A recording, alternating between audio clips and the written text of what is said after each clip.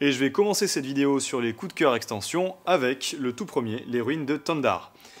Alors, je sais pas si je vous en avais parlé de Hero Realms, mais c'est un jeu que j'ai poncé. Je surkiffe ce système de jeu de deck building, vous allez construire votre deck au fur et à mesure de la partie en affrontant les joueurs, et chaque partie est différente en fonction de la mentalité du joueur ou des joueurs que vous allez affronter.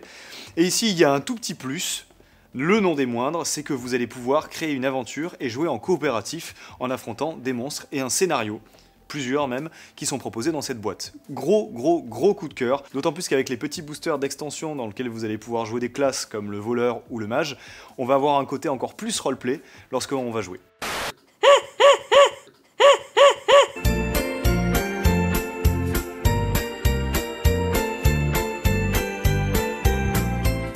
Allez, à mon tour de te présenter, moi aussi, les deux extensions jeux de société qui m'ont vraiment fait kiffer en cette année 2019. La première, Tiny Epic Galaxies Beyond the Black, au-delà du noir, comme on dit au Québec, lorsqu'on francise tous les titres anglais.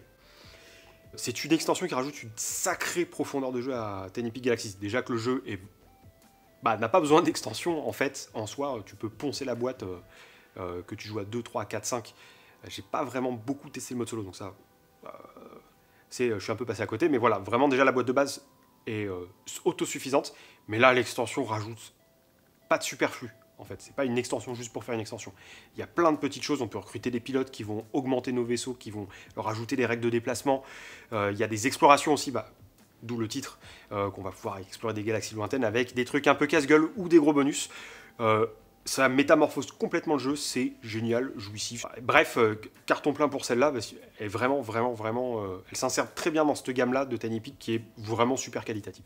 Alors, pour la deuxième boîte d'extension qui m'a marqué, alors c'est pas vraiment une seule extension, c'est deux extensions en version originale que l'éditeur français a choisi de mettre en un seul pack. C'est toujours Igari, donc la double extension d'Onitama par Igari en version française. En fait, les deux étaient simplement sortis à part. Là, le package contient un esprit du vent qui va perturber le déplacement des figurines.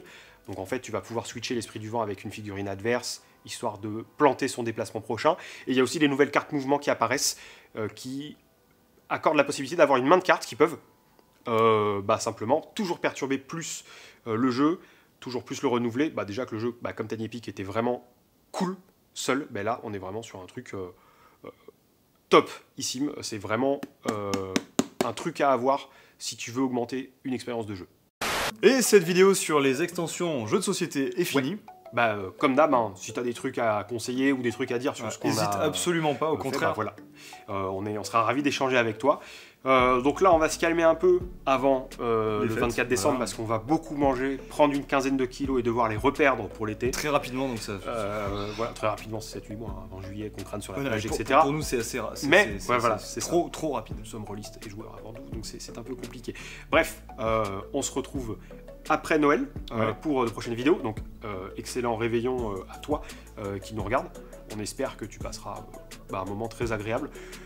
Et un repas tout à fait chaleureux. On se retrouve la semaine prochaine, vendredi soir, pour encore plus, cette fois, de jeux de rôle. Exactement, et dimanche soir prochain pour des jeux de rôle d'extension. Bye bye, et bonne joyeuse fête.